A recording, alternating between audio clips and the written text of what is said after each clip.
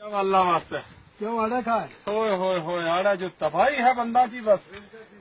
बुकरा बुकरा सुना भी पैसा नु रियाल नहीं देते भाई ओडू मैं एक शेर सुना देगा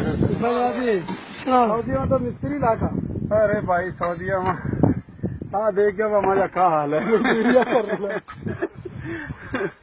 ये खिता पाक मोतबर सऊदिया दा इत्थे बुरे हाल पाकिस्तानिया दे